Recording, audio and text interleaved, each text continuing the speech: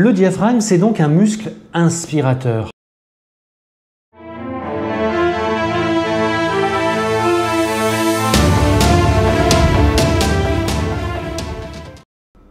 C'est parti, le diaphragme. Compatriotes humains, bienvenue. Voici une vidéo sur le diaphragme, le grand méconnu de l'anatomie humaine. Je m'aperçois qu'en fait, on ne connaît pas grand-chose sur notre anatomie, moi y compris, avant d'entamer mes études. Alors je commence par le diaphragme, c'est un gros morceau. On va commencer par du classique tout d'abord. Pour le sensationnel, restez jusqu'à la fin. Le diaphragme, c'est peut-être la structure corporelle la plus connue, tout du moins en ce qui concerne son nom, et la moins connue pour ce qui est de sa nature, de sa localisation, de son rôle, de sa forme, et j'en passe. Donc déjà, lorsque je dis à mes patients que c'est un muscle, c'est un peu la surprise, genre « ouais, je le savais hein ». Ensuite, quand je demande si on sait où il est, quelle forme il a, là les réponses sont plus lentes, plus floues. En fait, personne ne le sait. Alors, allons-y. Tout d'abord, le diaphragme thoracique. Oui, car il y a plusieurs diaphragmes. Donc le diaphragme thoracique, c'est le principal muscle inspirateur. Sans diaphragme, pas d'inspiration, pas d'air dans les poumons, pas beaucoup d'avenir. Il sépare le compartiment thoracique au-dessus de l'abdomen en dessous. Au-dessus, on trouve les poumons et le cœur, notamment, essentiellement. En dessous, les organes digestifs, estomac, foie, pancréas, côlon, intestin grêle, rate, rein, etc. Le diaphragme, il faut le voir comme une membrane épaisse et entièrement musculaire, donc contractile, qui sépare en deux parties le tube que forme le tronc. Ce muscle s'insère, s'attache, sur le pourtour inférieur de la cage thoracique interne, sur la colonne en arrière et au niveau de la 12e dorsale. Deux prolongements, appelés piliers, se projettent le long de la colonne lombaire, vers le bas donc. Le diaphragme est plus exactement un regroupement de plusieurs faisceaux musculaires qui s'attachent au centre sur une sorte de disque fibreux central, le centre phrénique. Donc le centre phrénique d'un côté, supérieur, et sur le pourtour du grille costal de l'autre, comme on l'a vu précédemment. Pour terminer, il faut évidemment parler des orifices. Oui, il y a des orifices qui permettent de laisser passer l'œsophage, les artères, les veines, les lymphatiques, les nerfs. Oui, il faut bien relier le haut et le bas, sinon on aurait quelques soucis. Au-dessus du diaphragme, on trouve donc les poumons, maintenus en place par dépression. Oui, les poumons ne sont pas collés aux parois, mais maintenus par une pression négative qui les plaque aux côtes et au diaphragme via une double enveloppe, la plèvre. C'est une astuce qui permet de maintenir les poumons déployés et en même temps de permettre le glissement grâce aux deux feuillets de la plèvre et de permettre donc les changements de volume de la cage thoracique, nécessaires à la respiration évidemment. Déjà, c'est bien astucieux. De toute façon, dans la vie, tout est astucieux. Le diaphragme, c'est donc un muscle inspirateur. Sa contraction a pour effet d'abaisser le centre fibreux qui, à l'image d'un piston qui descend, crée une pression négative dans la cage thoracique, une sorte de vide automatiquement compensé par une entrée d'air. Cet air emprunte les voies aériennes supérieures, la trachée, pour alimenter les poumons. Donc on imagine un grand piston qui aspire l'air à l'image d'une énorme seringue. Seringue qui aurait le diamètre de notre tronc, c'est une belle seringue déjà. Bon, là on est resté factuel, on est simple, on est propre, on est dans le classique. Allons un peu plus loin. Lorsque le centre phrénique est arrêté dans sa descente par la tension médiastinale, alors il faut imaginer une corde fibreuse qui relie le centre phrénique aux vertèbres cervico-dorsales, donc à l'intérieur et vers le haut. Lorsque cette corde arrive en tension, le centre ne peut plus s'abaisser, alors que la contraction continue. La traction se transfère alors aux côtes. On voit bien les fibres musculaires qui s'attachent sur le centre phrénique, qui vont tirer les côtes, et ces côtes ne peuvent que s'écarter. Ça, c'est dû à leur axe de rotation sur leur attache sur les vertèbres dorsales. Alors là, il commence à y avoir du génie. En résumé, la contraction du muscle diaphragme augmente le volume thoracique dans l'axe vertical, au bas, et dans sa circonférence, maximisant ainsi le fait d'inspirer.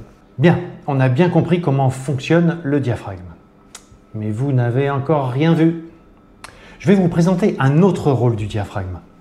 La vie, en plus d'être astucieuse, est une spécialiste de l'économie. À chacune de ces structures, elle attribue plusieurs fonctions. Pourquoi se priver? Et parfois, ces fonctions se télescopent un peu, au point d'être obligées d'alterner leur mise en jeu.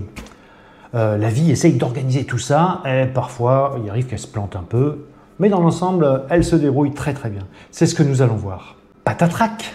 Ça, c'est mon côté grand narrateur. Patatrac, disais-je, vous venez de faire tomber votre carte bancaire derrière le gros bahut du salon. Et il est lourd, le bestiau.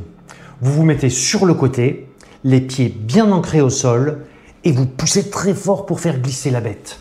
Difficilement, le bahut commence à glisser et bientôt, en vous contorsionnant, vous allez pouvoir récupérer votre American Express. Comment y arrivez-vous? Grâce au diaphragme, entre autres. Au diaphragme, aux abdos et au plancher pelvien.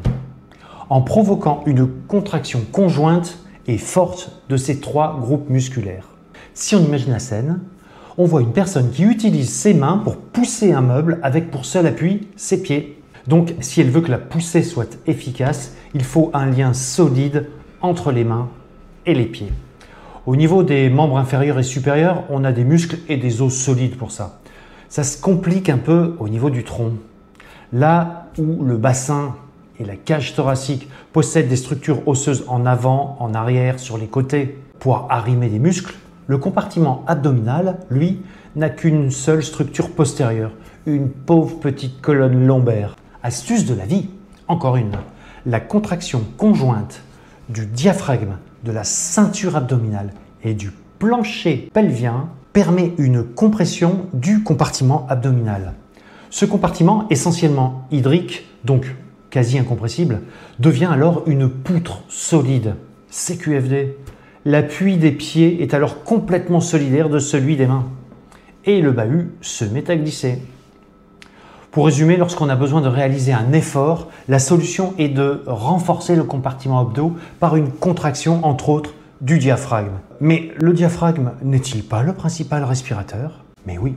Voilà pourquoi l'effort intense se fait en apnée. Pas le choix. Soit on respire, soit on pousse, mais pas les deux. L'effort intense qui dure, on oublie. À un moment donné, il va falloir respirer. Mais vous n'avez encore rien vu. Patatrac! Ah ouais, quand on maîtrise un sujet, on ne s'en lasse pas. Patatrac, disais-je. Dimanche, 22h30, 23h30, vous êtes chez vous, assis dans votre canapé. Demain, au travail, vous savez que vous avez plein de dossiers à traiter. Trop de dossiers. De plus, vous avez un repas d'affaires avec la négociation d'un gros contrat à la clé. En bref, vous avez de gros challenges et beaucoup à faire. Beaucoup à faire. À faire, faire, faire. Votre cerveau n'entend que faire. Et en plus, il l'entend à l'impératif. Il ne retient que faire. Et pour lui, faire, c'est pousser un bahut, c'est chasser un mammouth, c'est défendre sa tribu, c'est soulever, tirer, modifier. Mais pas négocier, manger, classer, organiser, pianoter sur un ordi et pire, dormir. Alors votre cerveau va organiser le corps, le préparer à l'action, à faire, à l'action musculaire importante. Là, on est vraiment dans mon domaine. La préparation à l'action, c'est mon dada. C'est ce que, sans vraiment le savoir, on appelle le stress. C'est quelque chose de totalement physiologique et naturel. Donc, nous ne le percevons pas. Avant de pousser le bahut, il faut se préparer à pousser le bahut. Normal, quoi. Mais préparer l'action, ça veut dire pré-contracter les muscles. C'est mettre en place le schéma, la succession d'ordres à envoyer pour réaliser une action. Autrement dit, un effort, un mouvement, un déplacement. On est prêt, on attend de passer à l'action. Mais je vous rappelle, il est 23h30 et on va se coucher. Point d'action à venir. Alors, tu sais c'est quoi qui va se passer? Comme disent certains qui m'énervent un peu. Eh bien, toute la nuit, le diaphragme, le plancher pelvien, la ceinture abdominale, transverse de l'abdomen s'appelle, recevront des ordres de précontraction par ce cerveau qui n'a pas encore su s'adapter à notre société hyperlibérale où l'argent est roi. Lui, bêtement, il a compris qu'on allait forcer. Alors il préforce. Résultat, la respiration, la digestion, la circulation des fluides sont négligées. L'alternance obligatoire de contraction et relâchement des muscles aussi. Un soir, ça va. Si on est jeune, ça va. Si on est en pleine forme, ça va. Mais si cet état se prolonge plusieurs jours, plusieurs mois, voire plusieurs années, oui, c'est comme ça que ça se passe dans notre vie. Alors là, ça ne va plus du tout. On ne peut vivre dans le présent et en même temps dans le futur.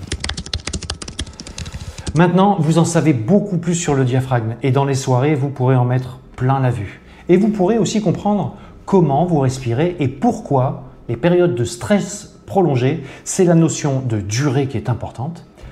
Vous vous sentirez un peu essoufflé avec une digestion déréglée, des muscles susceptibles et parfois des réactions étranges, perte de souplesse, voire de blocage aigu du dos avec des douleurs violentes sans raison apparente.